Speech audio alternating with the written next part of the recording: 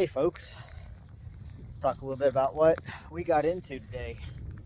We hosted about a 4-hour lunch and learn out here on the farm with my friend Wyn Miller with Appalachian Sustainable Development, and had about, oh gosh, I don't know, 10, 12 people out here.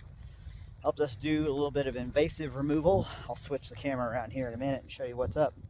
And some tree planting as part of a Silvopasture program. Silvopasture is combining trees, including tree crops, so that could be like a nut tree or fruit tree, something of that nature, with grazing space. So we're planting in such a way that we still have forage on the ground as well as our overstory.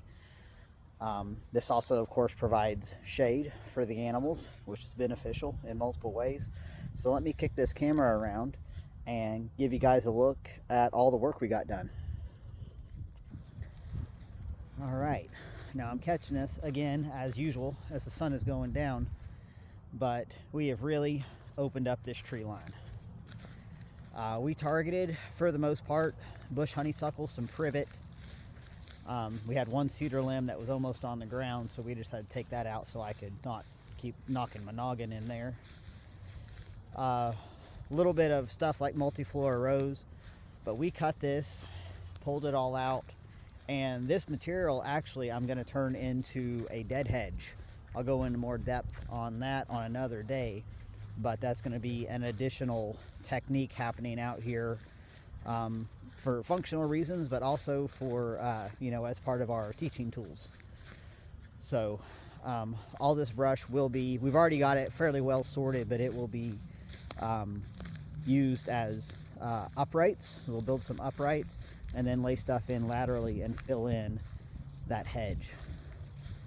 So we cut all this a certain way on purpose because I am using the sheep to manage this area, which means I don't necessarily at this stage have to get all this stuff out by the roots. I am big on interrupting its cycle of propagating itself, which in the case of privet and bush honeysuckle, that would be the berry cycle. When these are low, they will provide only leaf matter, and they aren't big enough to actually set berries. So these are all cut about knee height, and that will allow the sheep to continue to graze these stumps. These stumps will sprout back out. This is kind of a form of coppicing. They will sprout back out, and that will actually produce a leaf matter that they can eat. But what we have done is we have got way more sunlight that's going to be able to reach this ground.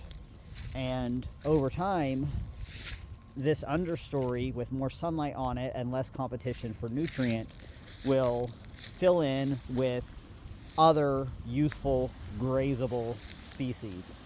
So there's a lot of ways of going about this. We're kind of doing at this stage the simplest version, and ultimately, yes, like I do want to get these stumps out of here, and there are a number of both manual and machine-based tools that will get me there. But for now, I wanted more canopy. It's going to be so much easier for me to get in here now and fence this in and keep check on the fence and all that. But even with as much as we've removed, we've got all these mature cedars, so the sheep will still have shade, so they'll have access to this, they'll have shade. And going back to the dead hedge plan here for now, I'm going to make these hedges about 10 feet long, and then say maybe a 6 to 8 foot space between them before I build another one, because I didn't want to come all the way down and have kind of like this impenetrable wall. So they're going to be short, but the dead hedge will serve, I mean, you can see I got a lot of slope here. That dead hedge is going to be one way of slowing water down, which is always beneficial on slope in general, slowing water down. And it will also serve as a means of collecting biomass, and in other words, building soil. And of course, it's all organic material. It will all eventually break down. It'll take several years, but it will break down. And I can either continue to put fresh cut branches on top as I continue the never-ending project of removing invasive species. Or, you know, we can just kind of eventually let it be where it's not much more than a mound. And that's all right too. You really can't go wrong. Dead hedges, you just kind of need to think about not boxing yourself in. So that's why mine's going to be kind of broken up and kind of in sections instead of one long continuous creation. In addition, the hedge will, like I said, it'll collect biomass, it will slow water down, and it is also a place for cover for creatures. So birds will nest in there. So while I have, taken out things that birds were nesting in, we are recreating another means to shelter them. I did debate on this dead hedge thing for a while because I didn't want to create an edge that required more maintenance on my part. Because sometimes with a dead hedge, like that could be another place that shelters more invasive stuff coming up. But I've decided that the chances of that happening are outweighed by the benefits of building the hedge and just simply the experience and the ability to show it and see how it works with the rest of the property. So that's the update I got for you guys.